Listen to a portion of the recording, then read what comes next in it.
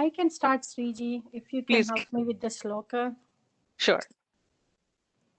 So we'll break down the sloka first. Akirtim chapi bhutani kathayishyanti te avyayam becomes te vyayam sambhavitasya chakirtihi maranatapirichyate.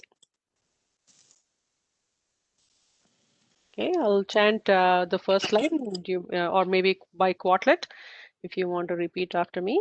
Okay. Akirtinchapi bhutani Akirtinchati bhutani kathayishyanti te vyayam kadayishyanti te vyayam sambhavitasya chakirtihi sambhavitasya cha kirtihi maranatatirichyate. maranatatirichyate richyate Richyate. Atirichyate, basically. Yeah. atirichyate. Awesome. Apicha, and also bhutani, beings, te, of you, avyayam, unending, akirtim, dishonor, katayeshanti, will speak, sambhavitayasye, for the honored, akirti, dishonor, cha, surely, maranat, Maranat atirichyate. Maranat atirichyate is worse than death. Also, people will speak of your unending infamy, for the honor, dishonor is surely worse than death. Bhutani refers to all one's fellow beings. Not only great men were included here, they too would talk, of course, along with all of the recent recruits who had come to fight and who did not even know how to button their uniforms properly. They would tell all kinds of stories, Katirshyanti, about Arjuna, each one creating his own version. Their imaginations would run wild and rumors would quickly spread. They would use words that betrayed Arjuna's cowardice, Kirti, and people would continue to talk about it for all times to come. Even children of subsequent generation listening to the Mahabharata would giggle when the topic of Arjuna would come up because he was the one who ran away. They would ask, which Partha are you talking about? The one who ran away from the battlefield? Thus Krishna told Arjuna that not only those on the battlefield would talk ill of him, but all the ordinary people who will do the same.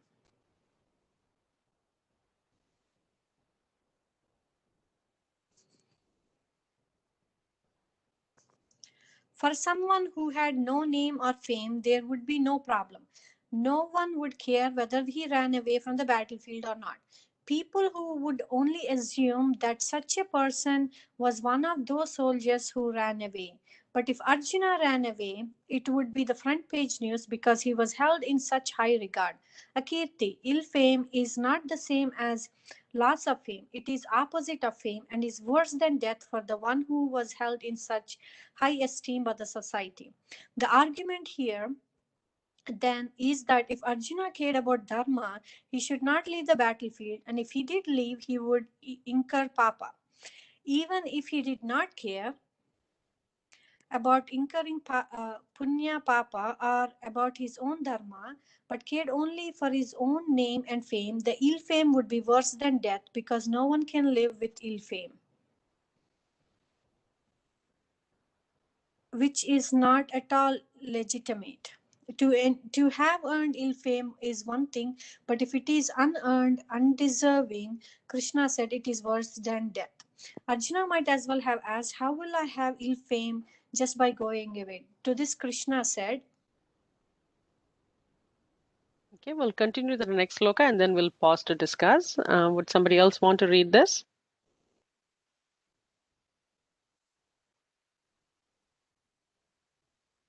Anuji, do you want to? Please go ahead. Go ahead, Bhavaniji.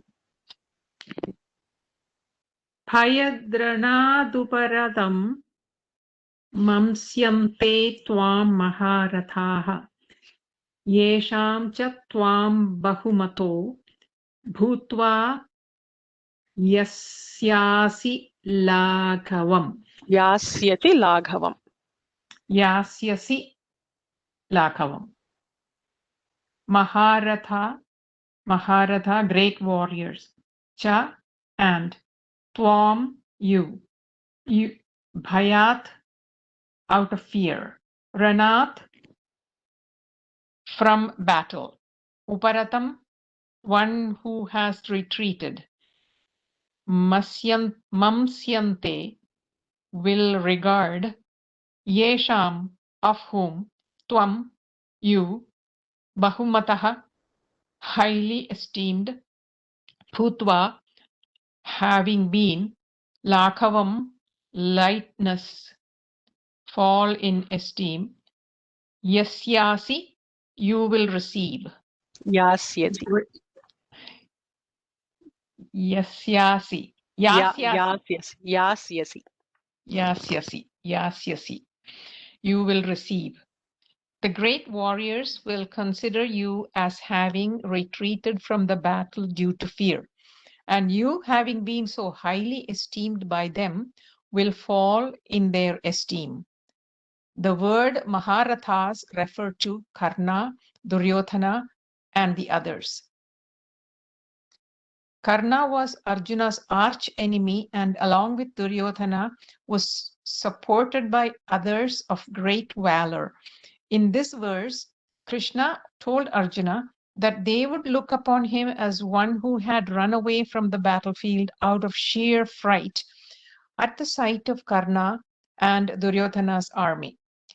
These were not ordinary men, they were people who counted in the society. To them, Arjuna had always been a great man. Even Duryodhana considered him to be the greatest. That is why they were so afraid of him. But although they had always held Arjuna in such high esteem, yesham cha tvam bahumataha. Yesham cha tvam bahumataha. They would now consider him a lightweight, lakhava. They would look upon him as a feather that is easily blown.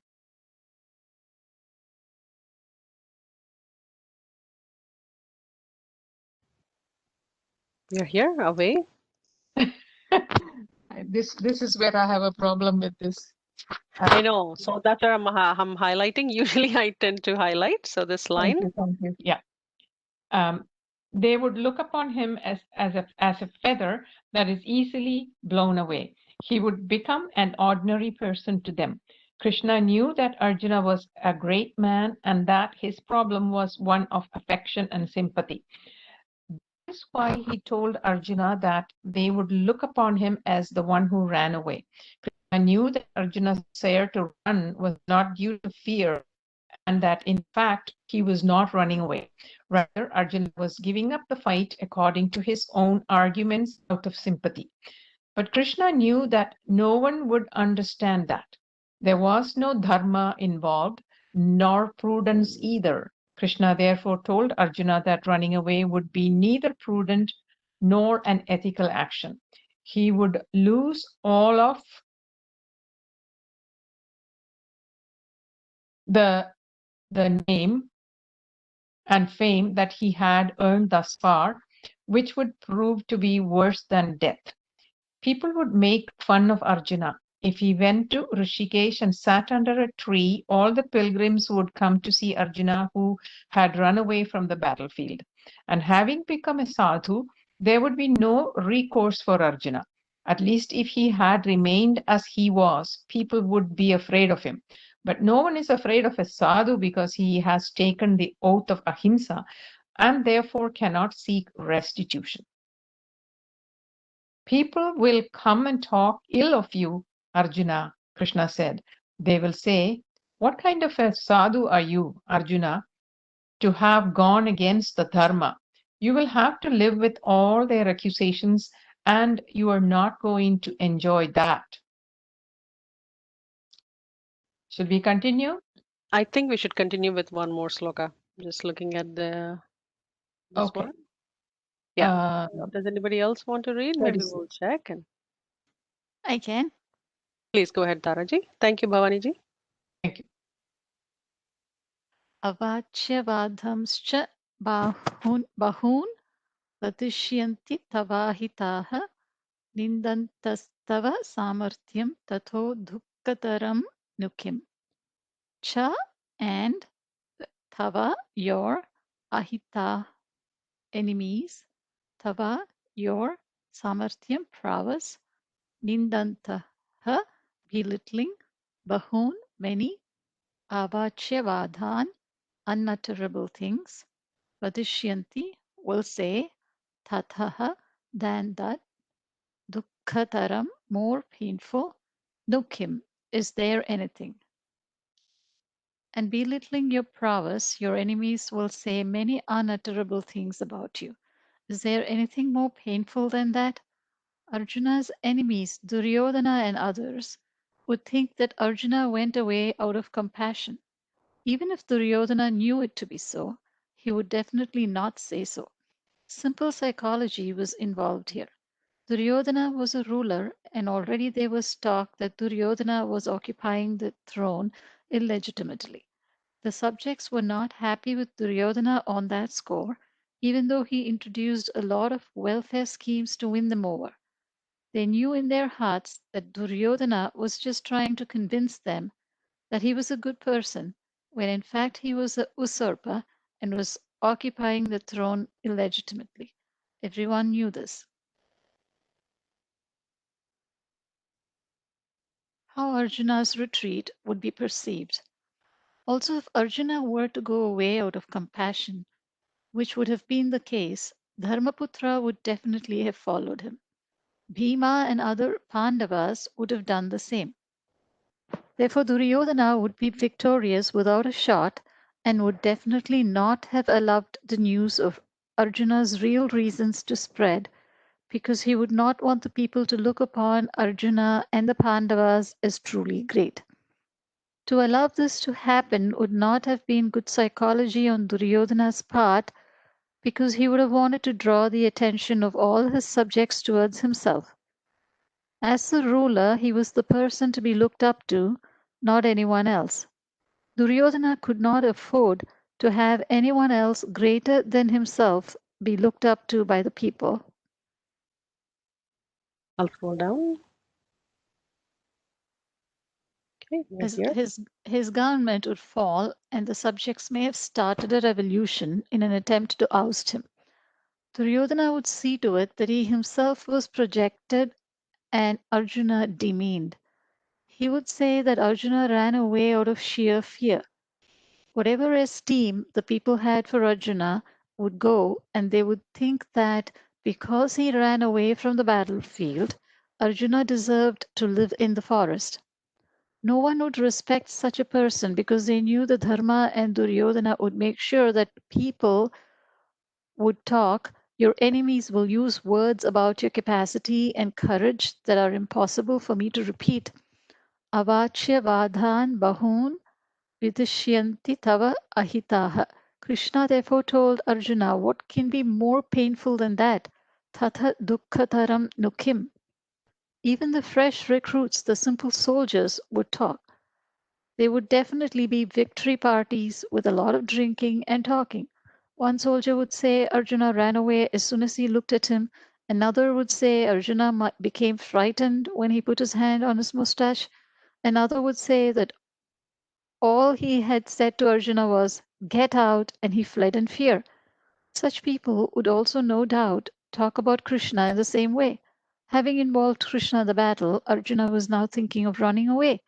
Everyone would say that Krishna, as Arjuna's driver, ran away too.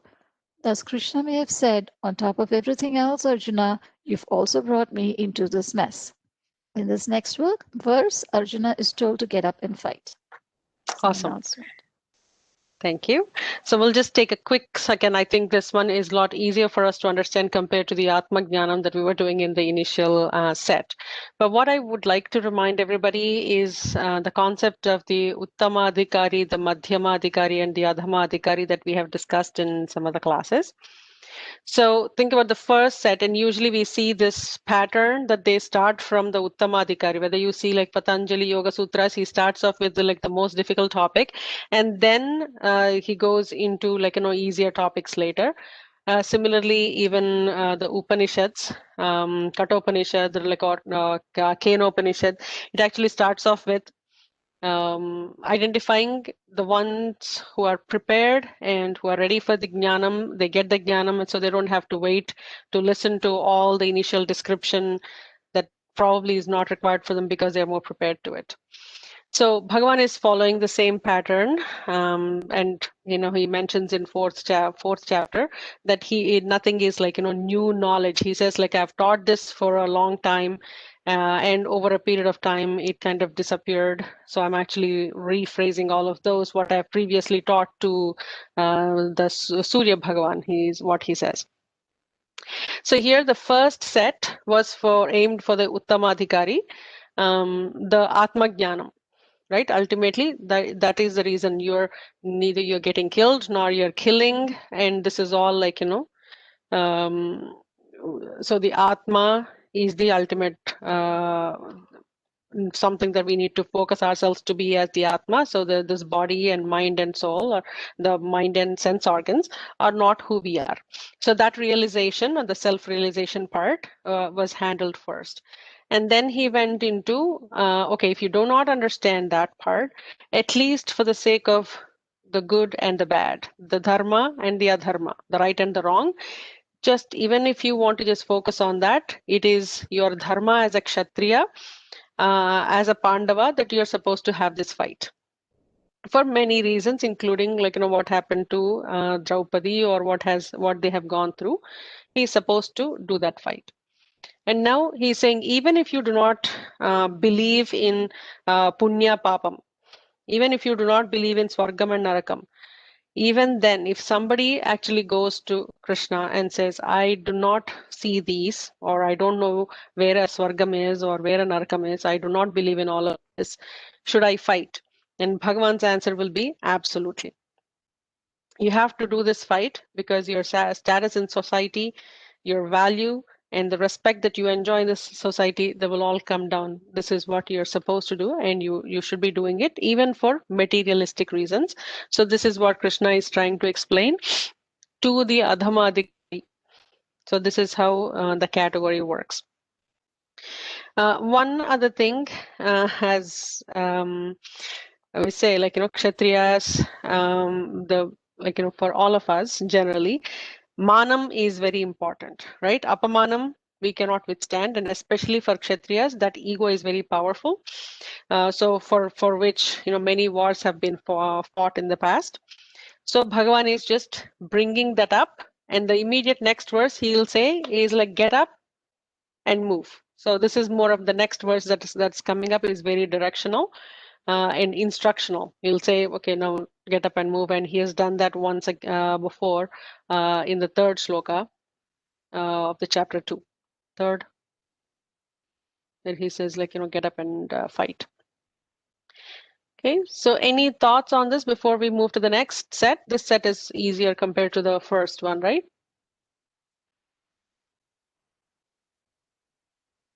Okay, if there are no So, other thoughts, can I ask go a ahead, Tara. question, Sure. Sriji?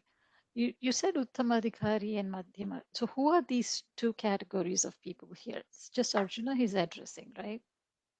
Arjuna is being addressed, but through Arjuna, Bhagavan is trying to teach everybody, right? Like what he says in Uddhava Gita is, I had to do this because Kali Yugam is about to start. It's very it's starting very soon, and I need a concise guide for everybody. Therefore, I had to provide this. And he repeats some of these teachings in Uddhava Gita and asks Uddhava to go and spread the knowledge to everybody. So through Arjuna, he's teaching us. Okay, thank you. Okay, we'll move to Shloka 37. Who would like to read this one?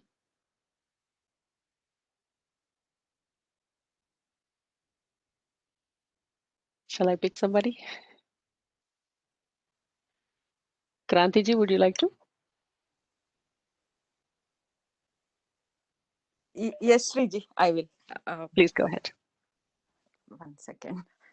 Let me zoom my screen. Hato va prapsyasi swargam jitva va bhokshayasye mahim tasmad tasmad uttishta kaunteya yudhaya. Sriji, you have to help me with the last. Yeah, no worries.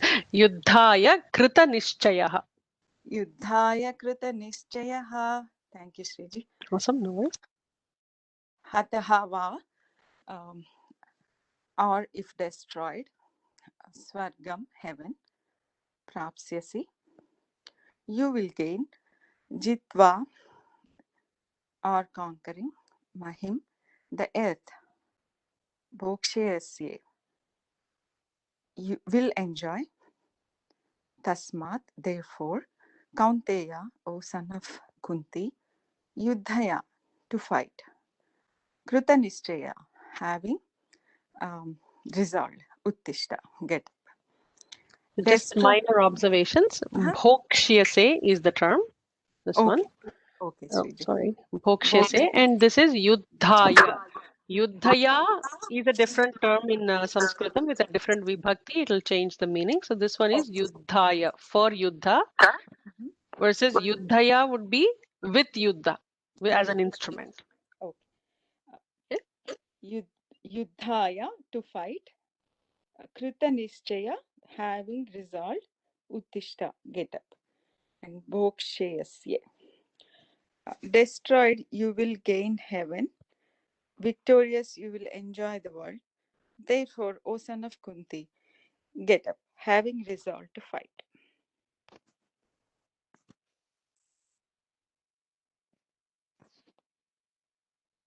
Here, Krishna presented two possibilities to Arjuna. He said, suppose Arjuna, you are destroyed, Hata, in the process by Karna's or someone else's arrow, then you will gain heaven. Prapsyasi swargam. That is the rule. The Dharma Shastra says so. Therefore, when you perform your karma and in the process you die, you are not the loser. You gain swarga. And after swarga, you gain a better janma because you have done what is to be done. So there is no sin. Earlier, Arjuna had put forth an argument based on sin. He had said, I would create confusion in the society and therefore would commit sin. Here, Krishna was telling him that this was not true. Papa would not come to him. In fact, he would gain Swarga. Papa takes one to Naraka. But now, because Arjuna would have died while performing his duty, he would definitely go to Swarga. On the other hand, if Arjuna won the battle, having won Jitva, he would enjoy the kingdom. Therefore, Krishna said, Jitva va bhokshyase mahim. Either way, he was not the loser. In the kind of the battles Arjuna fought, these were the only two possibilities, either death or victory. Those days, the wars were fought to the death. Because there was no retreating from battle, the men were either victorious or they died in the process. That was the dharma. Therefore, lovingly addressing Arjuna as Kaunteya, Krishna said, please get up. Tasmat uttishta. He asked Arjuna to get up because Arjuna had been sitting in the chariot, determined not to fight, and Krishna wanted him to stand up and fight. Telling him to get up was psychological as well as physical. He told Arjuna to get up, not to run away, but having made a favorable decision to fight. Yudhaya kruta nishchayaha, to either defeat the enemy or die.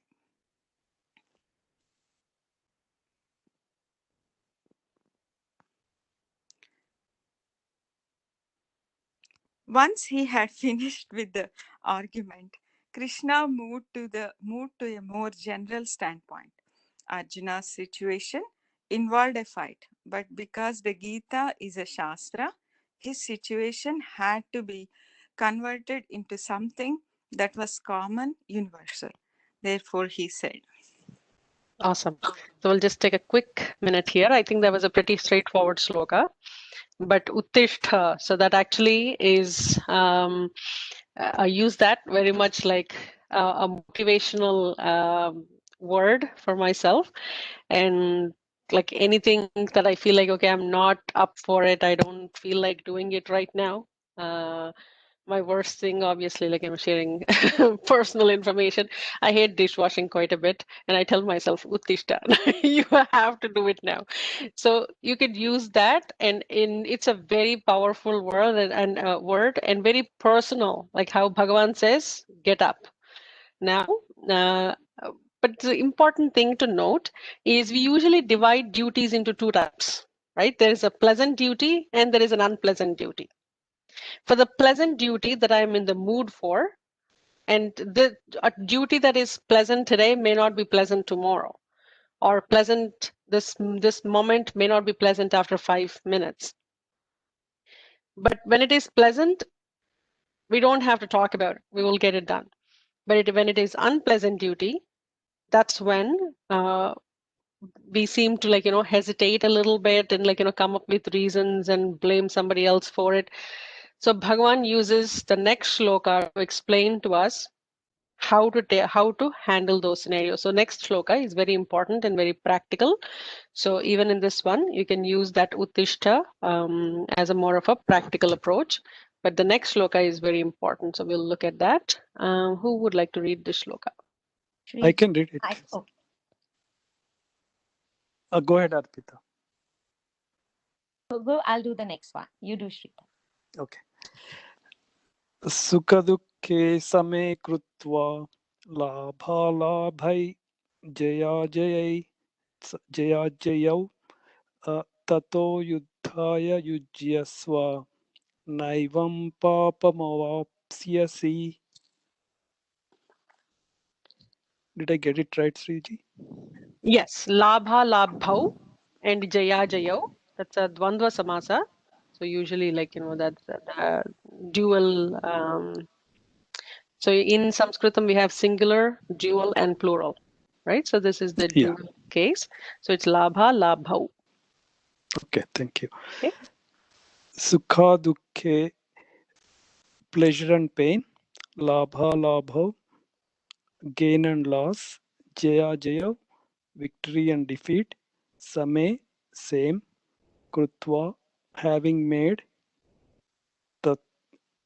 Tato, then. Yudhaya, for battle. Yujyasva, prepare. Evam, thus. Papam, sin.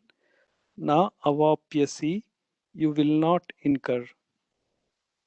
Taking pleasure and pain, gain and loss, victory and defeat to be the same, prepare for the battle. Thus, you will gain no sin.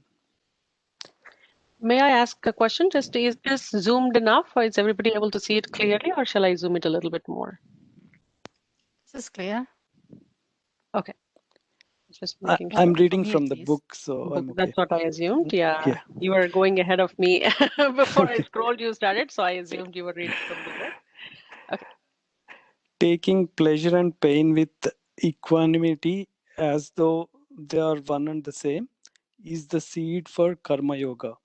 The same applies to gain and loss, victory and defeat, success and failure. Krishna sowed the seed.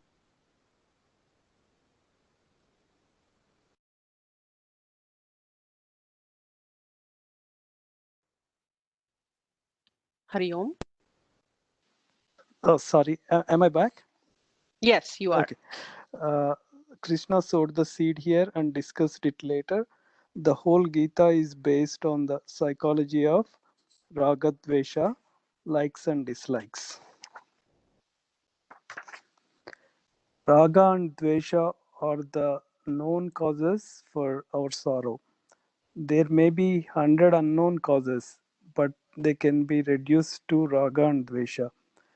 Karma Yoga was being propounded here by Krishna, who said in so many words, do not fight for the sake of raga or dvesha. We should not fight just because we do not like someone, nor should we fight just because we like to fight. Raga dvesha are not involved here, only dharma and adharma. Arjuna was not fighting out of spite, whereas Duryodhana was fighting because of both raga and dvesha. He had raga for the kingdom and dvesha for the Pandavas. He had always been jealous of them and could not stand to see them ruling. Thus, Krishna acknowledged that Duryodhana was fighting out of ragadveshas, whereas Arjuna must fight against ragadveshas. Krishna also told Arjuna that in fighting this war, in reality, he was not fighting against Duryodhana but was fighting against ragadveshas. Therefore, the battle was one of dharma adharma. Do what is to be done, Krishna said here, because what was to be done happened to be a fight. He said, fight. Because Arjuna was doing his swadharma, Krishna assured him that he would incur no sin. Na evam papam avapyasi. In fact, by performing this action, you would gain only punya and not papa. To fight this battle was to uphold dharma, so that ragadveshas would not rule. This then is the entire psychology of Gita. Let ragadveshas not be the deciding factor. Let the sense of right and wrong prevail in its place. Let the sense of what is to be done and not to be done be the deciding factor. Then you become a yogi, as we shall see later. Taking the opposites, pleasure and pain, gain and loss, victory and defeat, as the same, striving to do what is right and thereby incurring no sin, is the Karma Yoga in seed form, Bija Rupa, planted here in this verse. Later in this chapter, elsewhere in the Gita, Krishna picks it up again. Krishna had talked to Arjuna mainly about Atma, saying that Atma is something whose very nature is existence, that it is not subject to death, and so on. In fact, he taught Arjuna the nature, Swarupa of Atma. This is called Sankhya, meaning both Brahman and the knowledge of Brahman. The Gnanis who have this knowledge of Brahman are also called Sankhyas. In the next verse, Sankhya. Sorry. Sankhyas. In the next verse, Krishna tells Arjuna that thus far he had talked about Sankhya, the nature of Atma.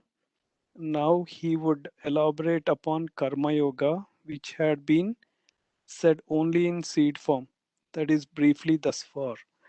In this way, he introduced the two different topics of Gita Sastra, namely Sankhya Yoga or Gnana Yoga and Karma Yoga.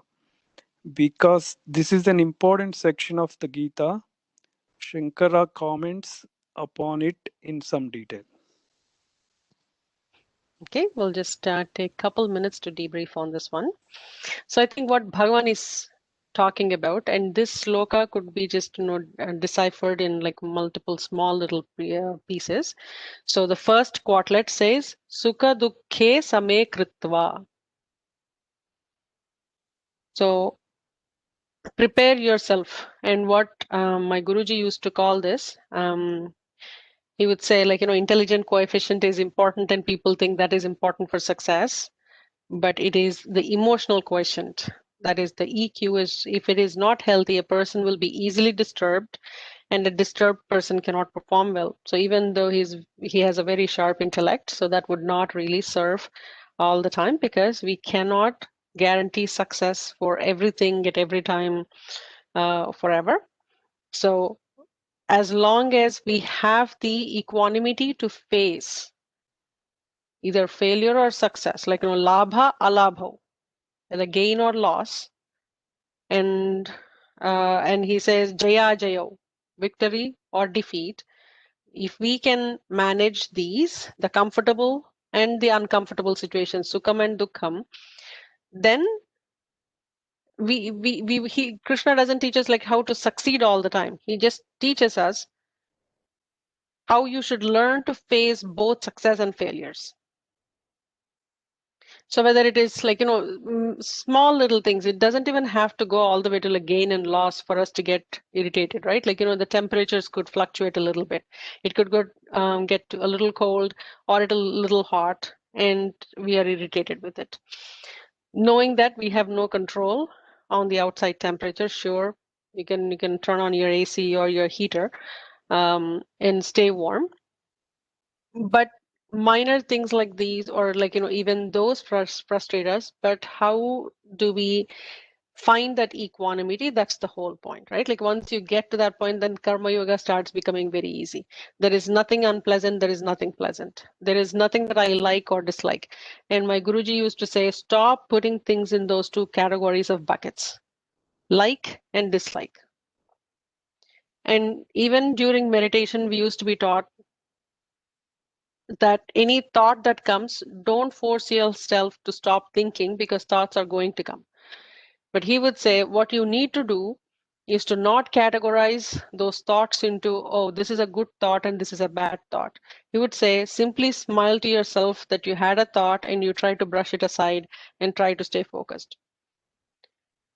So in our lives, in our day to day, try to figure out how many times are you feeling like, oh, I either like this or not like this. Any situation, any person, it could be anything, even a thought in our own mind.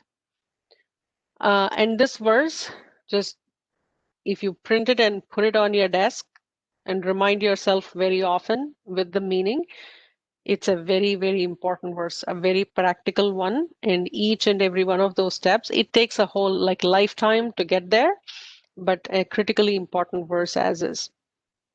Anybody would like to share their experiences on this shloka? Can I ask you a question, Sriji? Sure. So, I mean, I understand Karma Yoga and Gnana Yoga. What is Sankhya Yoga? Sankhya Yoga is nothing but Jnana Yoga. They are just two different words for the same thing. Sankhyas are people who focus on Brahman, the ultimate, like the Bhagavan, and there is no difference between the two, at least to what Shankaracharya was giving definitions as. Okay. Just a small thought I wanted to share Sure, about please this go ahead. pleasant and unpleasant things that you're telling us. We have discussed about this bad weather many a time in our classes before. Yep. So every time I reminded myself of that, just accept the weather for what it is. Don't complain. It became little easier, like you said, we will put on AC or heater, wear jackets and everything, but it is what it is. Accept for one. I have been putting that one thing at least in practice as much as I can, and it has been very, easier to accept it for what it is. Yeah. Thank you, And I Sri. think weather is like as you say, is I think the most, we Yes. can control it, the easiest thing that we should be able to solve, but we still get irritated, especially like, living in the northern part of the world. Yes. Our temperatures fluctuate from like plus 40 to minus 40, right? And so many times I would have just, from a minus 40, I would have traveled to India in the middle of summer.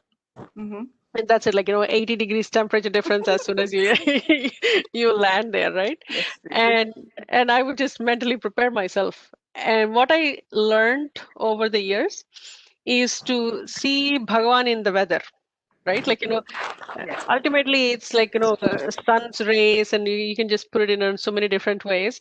So if it's snowing, actually, like immediately I have a smile on my face, like, oh yeah, Bhagwan's Rupam is in this format today.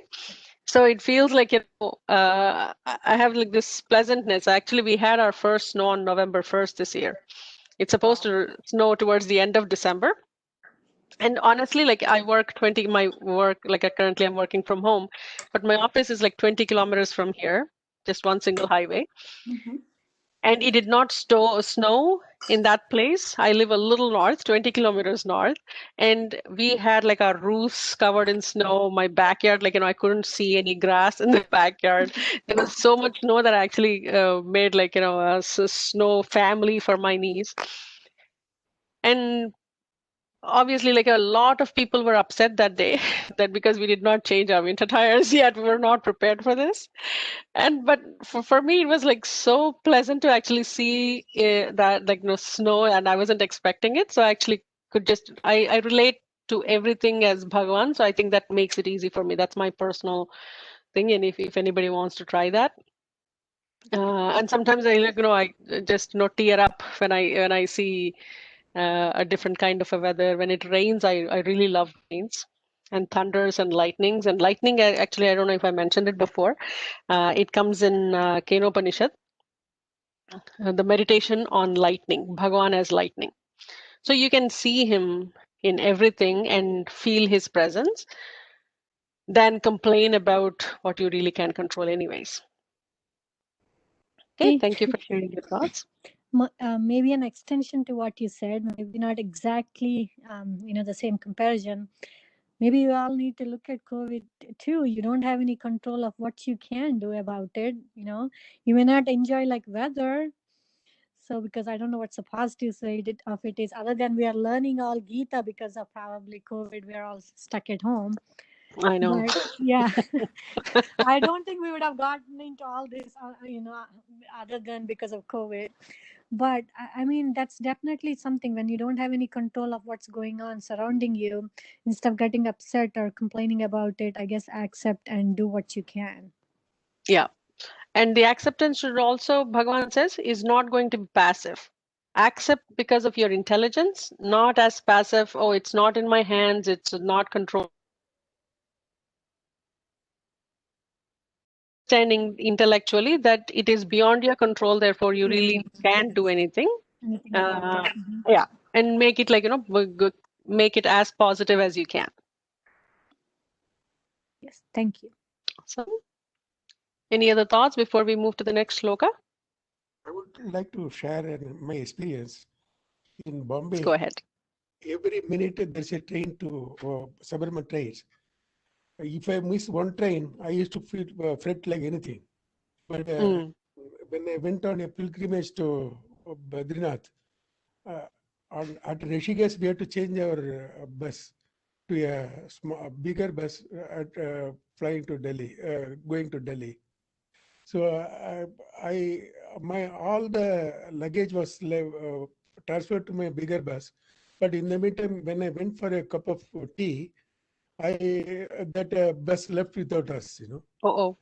About for a small chain, every minute, if I miss every minute train, but somehow I felt very very detached.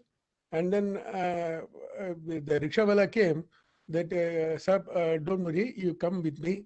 And then because at the gate, 7 kilometers ahead, there is a stopper gate. So there you will get the bus. No, but without any fretting or anything, we were both, even my wife is even worse than me. So we without any this one, calmly we were, he drove us to the bus which was waiting for us. So Very nice. so that kind of atmosphere is created in Himalayas, I think. Yeah. That's the first hand experience I had with this one. Very nice. Yeah. It Here is a happens so many times, especially it happens like, in the lot of those pilgrim areas. And I have my personal experiences when I go to Thiruvananthapuram. I go to Padmanabha Swami temple very often, and I go to Tirumala in Andhra. And I go to so many different places. Like I went and visited Simhachalam. In each of these places, like we have these experiences, right? Like, I don't know what's the magic in those kshetrams that we say. Completely agree. yeah. Similarly, on the way to Yamunotri, we got very late because I had a friend of mine come with his daughter accompanying us. No, it became very late into the night. Luckily there was moonshine, so we even then we trudged along because my friend's wife has already reached that other point. So we were going on walking along, but light they mark the way with the white paint. Mm, So one particular way we had to turn, we had to cross the river, Yamuna River, to reach our destination. But we were straight going ahead, and then luckily there was a sadhu in the night. He said, "Udhar kidhar ja rahe? आप इधर left पे ले लो, cross करो, but then only you will, otherwise these are animal tracks, so mm, lost forever." So it yeah, was 12 o'clock in the night. So he luckily one boy came with a headload of small twigs. mm, So he asked him, "ये बच्चे इसको ये लोग को उधर छोड़ देना, वो mm, उधर रास्ता बता देना." So it was a lucky this one. There was nobody in this one. He was just cooking or something like that. There was fire in this one. yeah, Just a small cave. Uh, so that was a very good experience. In this one. If he had been going the wrong way, would have been lost forever. correct. God helped us that like he positioned himself in such a way that this was a turning point to the river, that Anar Chatti.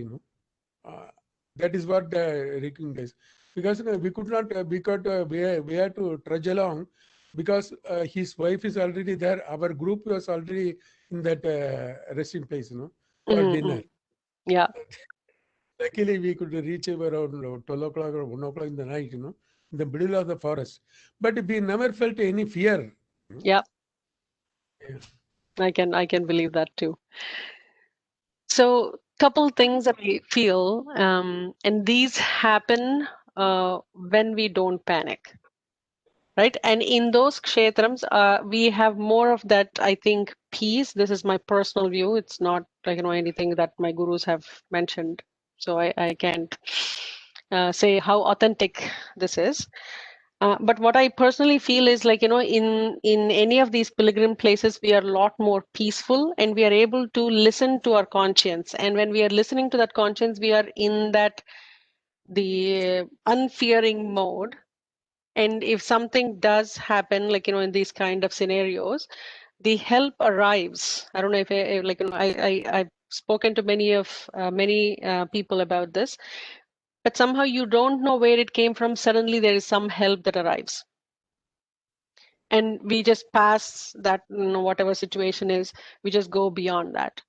I feel like if we could maintain that kind of peace wherever we are, then I think we will be able to cross the obstacles much easily than if we focused more on these, like the raga, dvesha, lobha, moha, mada, matsarya, kama, krodha, etc.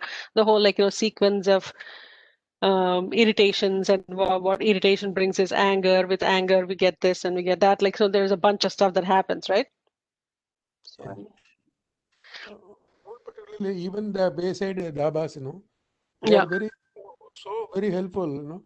They said, "Abhi 8:30 बजे का, you take rest here." He gave that paratha, aloo paratha, and yeah, then you stay here. We will not charge you anything. There's this place, because you are having a young kid with you. You stay here, you can go tomorrow morning, first thing in the morning. It's already Nice. late. He said, because he did not charge anything. He said, you stay here only.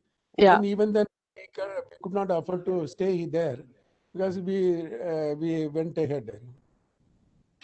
very Then nice. people are also on the way. Yeah, In the town, we get exploited, 8 rupees, 10 rupees ले ले. very much. Uh, Awesome. Thank you for sharing that. Shall we move to the next shloka? We'll see how much of this we can cover in the next 8 minutes. Who would like to? Or Pitaji, do you want to read this one? Yes, Shriji. Please go ahead. I'll Go do. ahead. एषा ते भिहिता साङ्ख्ये बुद्धिर्योगे त्वमां शृणु बुद्ध्या युक्तो यया Partha कर्मबन्धं प्रहास्यसि. Is it okay, Shriji? Yeah, absolutely. Okay. Sankhye in self-knowledge, Esha this, Buddhihi wisdom, Te to you, Abhihita has been told, Yoge tu but with reference to, Imam this, Shrinu please listen, Partha O son of Pritha, Yaya with which, Buddhya wisdom, Yuktaha endowed, Karma bandham bondage of action, Prahasyasi you will get rid of. This wisdom with reference to self-knowledge has so far been told to you. Now listen also to the wisdom of yoga, endowed with which you will get rid of the bondage of action, O son of Pritha. In verses 11 through 30 of this chapter, the knowledge taught by Krishna to Arjuna is Sankhya, meaning Brahman, the nature of reality of the Atma, whereas verses 31 to 38 are purely contextual and have nothing to do with the nature of the Atma. These 8 verses are, therefore, unconnected to the topic under discussion and are not referred to in the present verse as the knowledge given thus far. They can, however, be brought under yoga or dharma. Although not Sankhya Shastra, they are contextual in the flow, representing a particular argument from the standpoint of one's dharma alone, entailing simple worldly reasoning. The argument presented is not from the standpoint of Paramatma, it relates only to what is to be done at a given time. In verse 11 through 16 of this chapter, Bhagavan Krishna introduced the topic under discussion, that is, the nature of Atma, and then went on to explain it in depth. Because its subject matter is Sankhya, the chapter is called Sankhya Yoga. Sankhya alone is not discussed here, other topics are also mentioned. For instance, Krishna talks about Karma Yoga, as we are about to see. Sankhya, however, is definitely the predominant topic throughout the chapter. It is unlikely that Vyasa himself actually gave the Gita chapters their titles.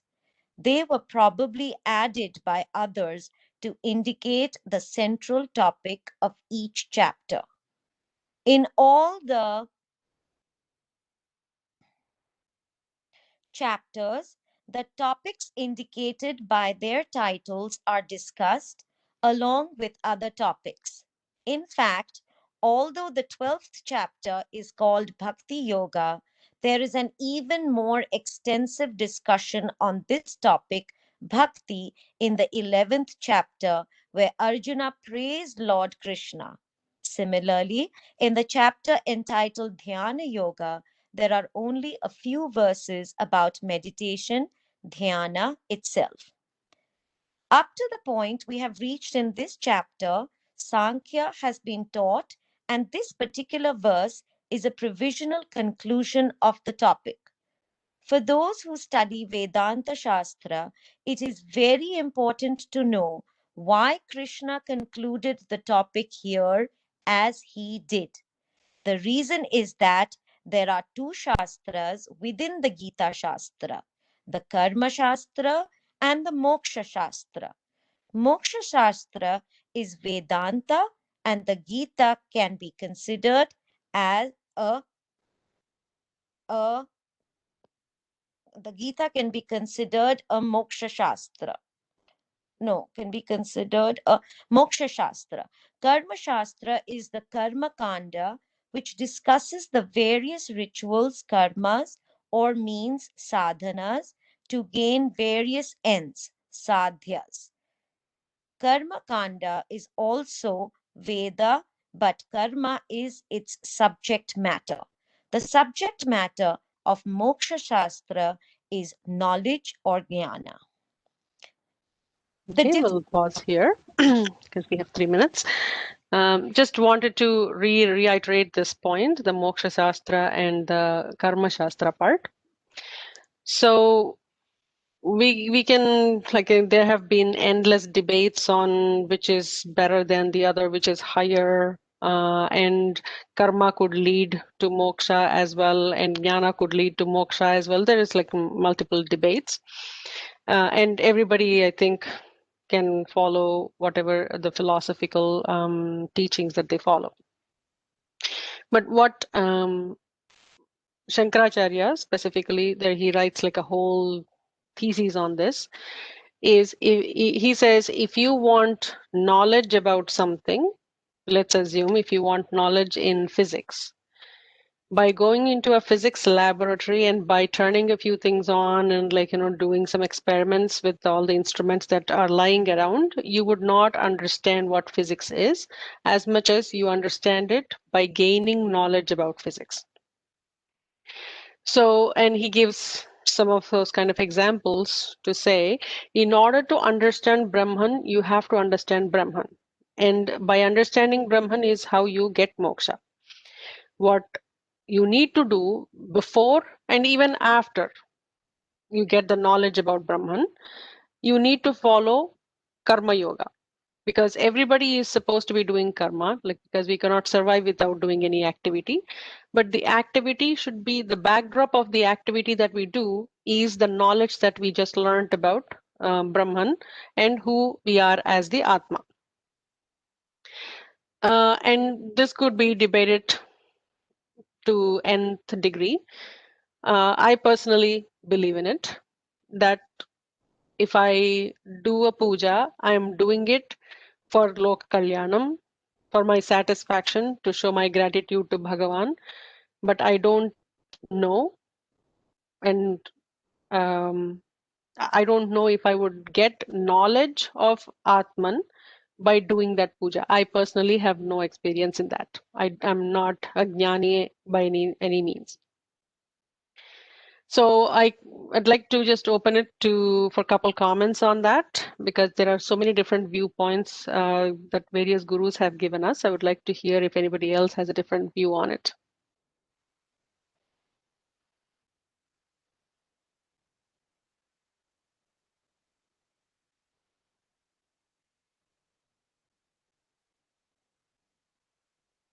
Hearing none. So we'll continue that topic for next week. So we'll conclude here with a short prayer.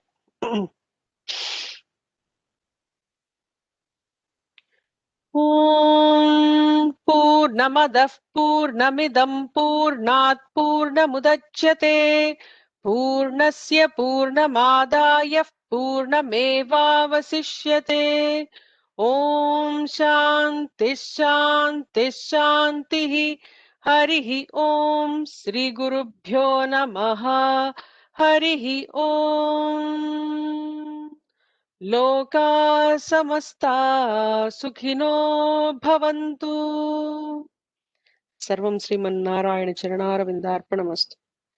Thank you so much for your time. We'll catch up next week. Thank you. Thank you, Thank you, Sriji. Sriji. Thank you, Sriji. Shubhratri. Dhanyavada. Dhanyavadaha. Shubhratri. धन्यवादः शुभरात्रि